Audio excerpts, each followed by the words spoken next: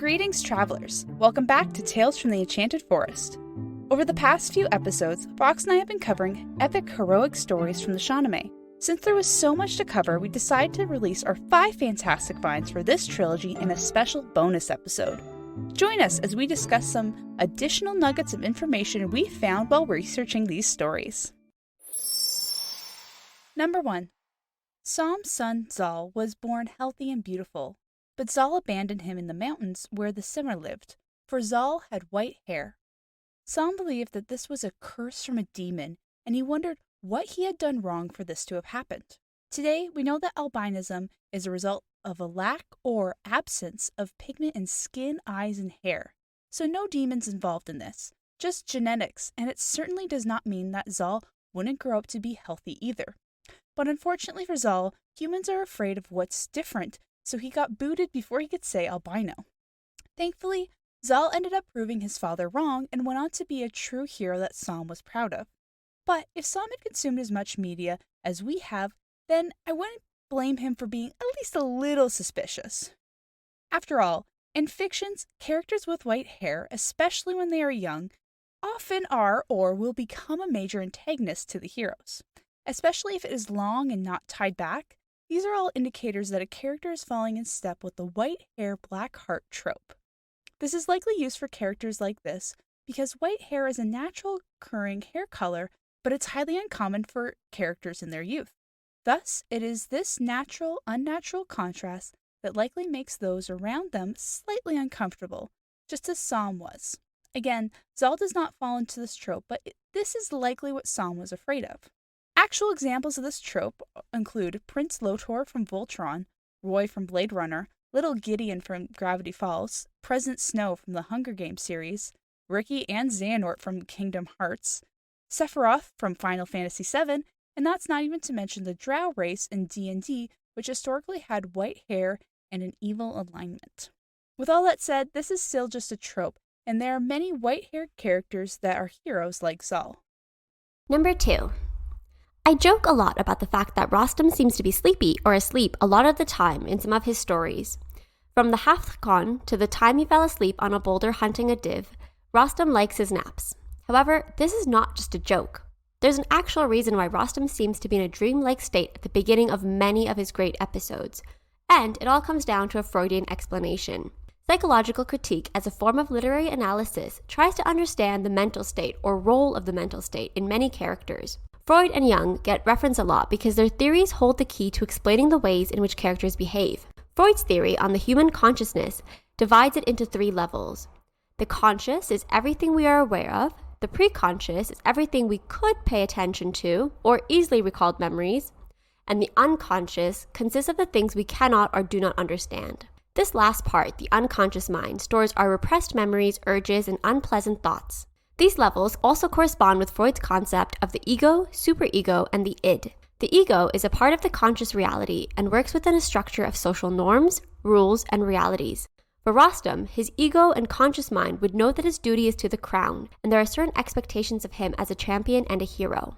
The superego is the part that exists in both the conscious and unconscious, and is a source of morality and self-criticism.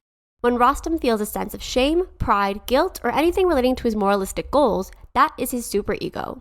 And the most important part of Rostam's personality is the id, this primitive and instinctive part of his mind that contains all his urges and impulses. This part only exists in the unconscious part of the mind, and so to unlock it, Rostam needs to be in a dreamlike state.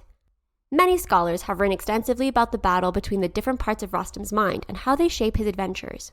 I'd argue that Rostam is constantly battling between his own morality and his desires. His role was given to him at birth, and he knows nothing but the life he has led to be almost a slave to Kay-Kovus. He is a henchman to a bad king for the majority of the story and needs to accept it. In the tragedy of Sarab and Rostam, he rides into battle because he has to, but gives in to his id and impulses without reason and denies his own name and lineage. This primitive desire to be nobody is the beginning of the end for him. Rostam was prophesied to be a great hero, but he knew if he wanted to be a really great hero, he would need a cool horse to complete the whole ensemble. So he finds the best horse he can, scares the mom away by screaming at her, before claiming his mount for life, Rakesh. And Rakesh quickly proves he is not all bark when he kills a lion with his bite. While Rostam does not always appreciate his faithful mount, Rakesh proves to be a one-of-a-kind horse with his physical prowess and his keen perception of dangers when Rostam is asleep. Between having a name, never needing food, water, or even rest, Rakesh checks all the boxes of the cool horse trope. There is even the added cool bonus that Rostam cannot ride another horse due to his strength. But Rostam is not the only fictional cool hero who needs a cooler ride to boot. Many other high fantasy heroes find themselves looking for their own cool horses, and guess what? I really want to discuss some of them, so let's dive in. The basic cool horse only needs to have a name, be exceptional in at least one way, and be loyal to the hero. Rakesh fits this category along with Epona from the Legend of Zelda series. Epona is a particularly fast horse that has a red coat and a white mane. Beyond that, she has no super ability beyond the usual cool horse fare. But we do know that she has a deep loyalty to Link. In The Legend of Zelda Twilight Princess, you can speak to her in your wolf form, and it's very clear that she cares for Link and is choosing to help him of her own accord. She will give Link encouragements and tell him to not give up and keep going. But sometimes, cool horses have lots to say. The talking horse category tends to make these horses more fleshed out characters and can have much more interesting dynamics with the hero. Keyword is can. Sometimes they can come across as more of a pet, often like a dog, than an actual horse or steed. And sometimes they just do their job, but talk a lot while doing it. Horses in this category would include the flying unicorn, Swiftwind from She-Ra. He was originally just a normal horse, but due to magic, he transformed into a talking winged horse. Honestly, I find Swiftwind falling more under the category of annoying than anything else, but he is very loyal to She-Ra and does prove to be helpful time and time again. While he might not be my favorite cool horse, he certainly is a perfect example of this category. The other interesting subcategory I want to touch on is the ones where the cool horse is tied to the hero through more than just loyalty and power of friendship. Maybe they are bound by magic or some special animal imprinting. Either way, these steeds will always ride or die with their hero. Examples of this would be the headless horse familiar Shooter to his master Celti from the anime series Durararar, and Appa to Aang from Avatar: The Last Airbender. Number 4. There's a specific reason why we chose the stories we did from the Shahnameh. Not only do they cover a range of hero archetypes, from romantic to tragic, but they are stories about fathers and sons. The entire Shahnameh is about the conflict between the fathers and sons in the stories, whether they are heroes or kings. This conflicting dynamic overflows into the troubles between the heroes and the kings as well, and we see this in the issues between Kekavus and Rostam. Sam rejects his son Zal almost immediately, and the repercussions of this trickle down to the conflicts between Zal and his own son, and climaxes with the death of a son, Sorab, at the hands of his father. There is also one of the defining stories of Esfandiar and his father, the king Gostap, who orders him to go after Rostam in an unjust way, and even though Esfandiar knows this will lead to his death, he follows his father's orders.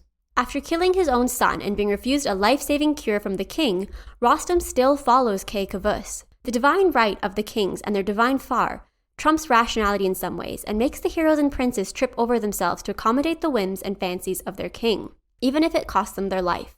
In their journal article on the function of this conflict, Azadullah Jafar and Elham Kobini from the University of Payam Nur examine stories of fathers and sons worldwide in order to claim that this relationship is often a confrontational one.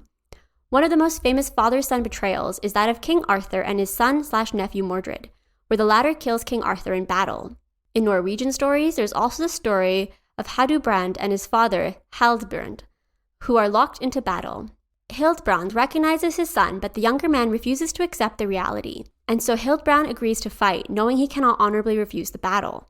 This grand reveal happens too late for anything to be done, and is reminiscent of the Luke I am your father trope, which includes examples like Oedipus and his entire accidental complex. The second element of this dynamic is the lost father trope, where the father leaves an item for the mother to give their children. One of the most famous examples of this is Theseus. King Aegeus hides his sword and pair of sandals under a rock, and said that if they have a heroic son, he should retrieve the items and bring them to Athens. Theseus and his 6 laborers on his way to find his father, the king, is reminiscent to Rostam and Sorab's story in many ways. Theseus has to find his magic item, He has to conquer a whole bunch of different trials, like Rostam did, and then he needs to confront his father figure. These issues between fathers and sons, kings and heroes, subjects and kings, all lead to the same question.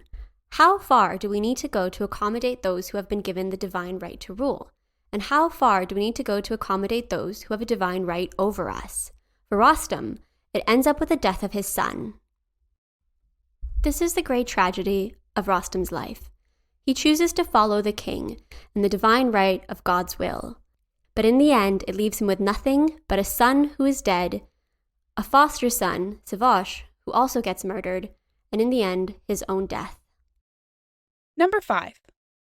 Rostam is the most well-known hero in the Shahnameh, and we covered a great deal of his many adventures which highlight why he is an interesting hero. From his trials and beyond, we can see his cleverness, strength, and his ability to push through any circumstance. Well, besides one pitfall. But besides that, he is a one-man army that can handle any situation and is very loyal to the crown. The problem is when the one wearing the crown is a complete and utter idiot. Cue King Kavus. During his reign, Rostam, being the cool hero that he is, becomes the right-hand man of Kavus. But it's more accurate to say he is the more hypercompetent sidekick in this scenario. The hypercompetent sidekick trope occurs when a very incompetent boss has an underling who is far smarter and stronger than the boss himself. Despite this, the hypercompetent sidekick is loyal to said boss and often does not want to replace them at all. In Rostam's case, this is because he believed that the king was picked by God, and his loyalty to his faith and country in turn made him loyal to the king, even when the king was starting needless wars. But there are a variety of other reasons a hypercompetent sidekick would stick with their bosses till the very end.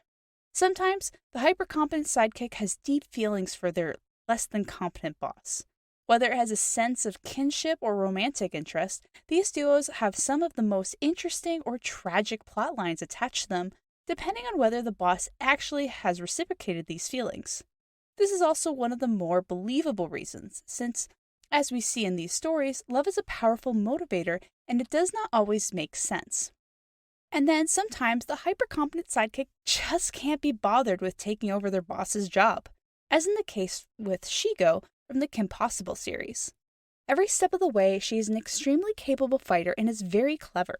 She will often be seen pointing out the flaws in Dr. Draken's evil plans, despite him being the genius/boss in this dynamic. So, why is she playing second fiddle?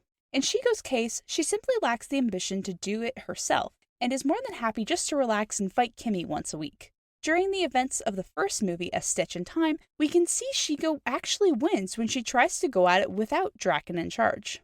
Whatever the reasoning, the hypercompetent sidekick always tends to be more feared of the duo, and is surprisingly relatable. After all, we have all had that one boss or friend where you wonder what they would do without your help. Thank you for joining us on this special bonus episode. Be sure to join us next time when we continue our exploration of classic heroes with a tale of a knight, a dragon, and a princess. What tale could we possibly be covering? You'll have to come back next time to find out. And remember, there's always a place for you in the Enchanted Forest.